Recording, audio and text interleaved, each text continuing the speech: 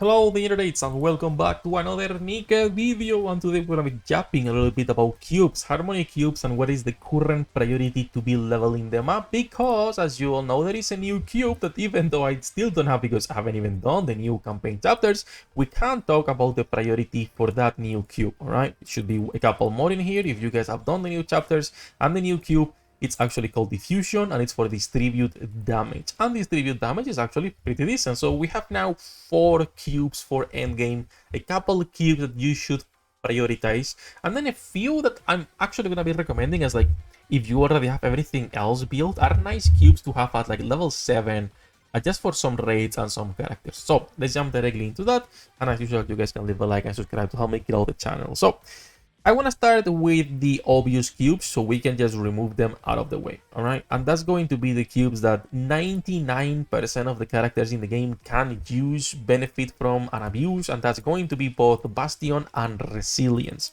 Now, why these two cubes are the ones that everyone recommends, and which one is better, and which one I would prioritize first. A couple things. First of all, why these two cubes are the best ones in the whole game is pretty simple. First, Resilience increases your reload speed. Reloading faster means shooting more, means more damage, and there are a lot of characters that do have a slow reload time at 2.5 seconds and even 3 seconds on her skill 2, for example, Cinderella, right? So basically every single character in the game benefits from Resilience. It is my favorite cube. It is the easiest to put into a character, and you know it works. It doesn't matter if it's someone like Nor, I think it was Nor, with a 0.3 second real time. Like, you still benefit from it. The more you are shooting, the more uptime you have on everything, right? It's better for you and your team. So Resilience is the easiest cube to put anywhere. And then you have the second best cube in the game, in my opinion, and that is Bastion. Why it is the second best cube but not at the same level? Simple, because not every character can use it. My favorite girl cannot use this cube. Okay, so for Bastion, it's basically a free ammo refund cube. The more you shoot, the more bullets you are refunded into your magazine. This means 99.9% of characters can use it, but there are a few exceptions like Dorothy with her last bullet mechanic, or like Private because she also has similar things to proc. So Bastion is good everywhere, and even if you were to put it on private, it doesn't fucking matter nowadays, to be fair, okay? Like, it usually does not matter nowadays. But at the moment, those are the two best cubes, because they work on basically every single character in the game, right? Like, yes, Bastion might have like 2 units where it does not work, but it's fine. Which one would I prioritize? I still like Resilience more, but it's up to you. There is also a lot of reload speed buffers nowadays in the game, between Private, between Crown. There is like at least 5-6 reload speed buffers in the game. So most of your teams end up being pretty fast, and a lot of people end up using more Bastion depending on the team composition. Now, having a lot of reload speed buffers also means other cubes are getting more and more and more usage, and we can talk now about those damage type niche cubes, if you will, right? Because after Resilience and Bastion, there are 4 cubes that are actually really good. The first one, and the one that is probably the most universal here, is going to be Destruction. Destruction cube increases damage to parts. You might be thinking, well, damage to parts is kind of niche, depends on the boss. Yes, but some cores, depending on the boss, when you break the core, it still counts as a part when you are attacking it, which means, you know, you have a lot of bosses where you can benefit from this 31 increased percent damage to parts and keep that while you are attacking the core of the boss, which is huge, right? So that's why Destruction is so popular for raids. On a lot of raids, Destruction usually will yield higher damage output on your characters, and that is always welcome. So Destruction is kind of like the third best cube, just because of that shift up code that things that are not parts count as a part. Shift up being shift up, right? You guys know how it is. So Destruction is actually pretty good, and it's like one of those cubes that you can safely invest into for endgame. But now, the cubes we're talking now are all endgame. So Destruction is an endgame cube, mostly for raids, even on bossing for campaigns if you want. Now, the other 3 cubes, one of them is going to be Pierce. The Pierce cube, pretty simple, self-explanatory, okay, increases Pierce damage. Now, Pierce damage is not something everyone can benefit for. It's for characters that can actually pierce.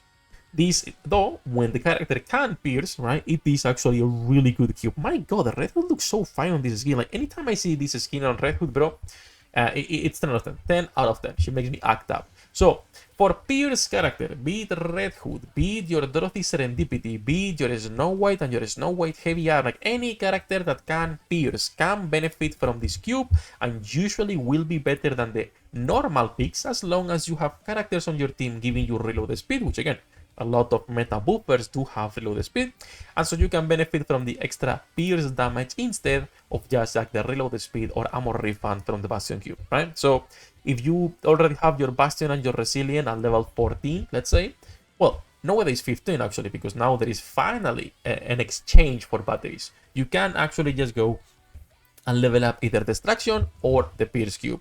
The third cube on the same category for cubes that are nice and niche is actually going to be the true damage cube for characters like Ain, characters like Chisato. There is a few more, I probably honestly don't even remember anyone else. But there are a few characters who can take advantage of the Rupture Cube. I was gonna be working on the Rupture Cube next personally, but since they did release now a new cube we'll talk about on a second, which is the Diffusion one, that's where I stopped working on this one. True damage characters are in the game, there are plenty of them, but it's less characters that can take advantage of the true damage, be it your Laplace, be it your Ada Wong, be it your Ain, but there are more characters with distribute damage that are good. And when I say more characters, I actually just mean only SPS. I am working on the new cube because SBS. Yes, that's basically it. No one else. Okay, if we go here, the new cube, it's actually called Diffusion, and it will be increasing distribute damage. And it is just like the other cubes. So just like Pierce and just like Rupture, they are all damage type niche cubes that are great for specific characters. In this case, for SBS, for the new character on the collaboration, the Queen Makoto, for Brady, for who else has distribute damage? I think Quincy does have distribute damage. There are a few characters. So all of those units can benefit from these niche type cubes. Even at level 7, you can benefit from them quite a bit. Right? So they are nice cubes to invest after you are done with your main cubes. So those are the 4 cubes that I would be recommending. In fact, we can just go here for a second. Okay, boys. And as you guys can see, must invest just these 2 cubes as usual. The end game cubes, the 4 we just talked about. And now I want to talk about the nice to have cubes that are not mandatory, but they do help in both raids and, you know, for those of you who are doing PvP. So the first one is going to be Quantum. Quantum Cube is actually nice. The Quantum Cube helps with burst generation. Now, burst generation usually is not a problem nowadays because we have so many good characters that are just going from one rotation to the next. But on solo raids, it's 5 teams, and some of them will end up having bad burst generation. So this cube helps on weapon types that usually have awful burst gen. So for example, assault rifles, SMGs, even on some shotguns you could put this, right? So this is great for those type of weapons, even machine guns as well. Machine guns, assault rifles, SMGs, some shotguns, you can put Quantum and it will help with your burst generation. It is also a really popular cube on PvP, but I don't do PvP, so I will not be talking about that, right? So Quantum is another cube that I do like and I would recommend. The next cube I do want to talk about, it's actually going to be Charge Speed cube. I'm going to put the worst example here because she cannot benefit from, well, it's fine. We can talk about Charge Speed. Charge Speed is a cube that can benefit mostly, or actually not mostly, only assault rifles, of course, guys. It's too early in the day. Sniper rifles and rocket launchers. But for those characters, depending on your team composition, it is a decent cube to consider. Now, the biggest problem with the Adjutant cube, which is the Charge Speed cube. Not every character can benefit from this just because they are a rocket launcher or a sniper rifle, right? You can, or it has to be a character that scales with charge speed. And for most people, it's usually a damage loss depending on the level. Unless you have it at a higher level, it's going to be a damage loss. But for some units that scale purely with charge speed, the more charge speed you put, the better the damage increase they will have, right? And their damage output. It is a nice cube to consider, but again, this is the copium cubes. Both Quantum and also Adjutant are cubes that, yes, can be used, but they are more niche and fillers than anything else, okay? So please, do not invest on either of those until all of your other good cubes are done. And then there is also the last cube that I do want to talk about, and that is going to be the Vigor cube, and that is this one right here for the max HP. Now, max HP and max HP scalers, there are a few in the game. they've never been super popular. If we're talking about right now who the most popular HP scaler is, it's going to be our new hero. Maybe Cindy is still probably above her. Maiden, you have characters like Rogue, you have characters like OG Mask, 2B. A lot of units can scale with max HP. So this cube, once again, as a niche filler cube for some characters and buffers, can be good, or even on Maxwell, on the new Maxwell. So on those type of characters, it is a cube that can be considered to be used, right? But it is just that, niche. So they are all here on the nice to have, but all these 3 cubes are fillers that I would not invest until everything else in here is done. So both your Resilience and Bastion, and also your new 4 damage type cube, well, 3 damage type cubes plus Destruction.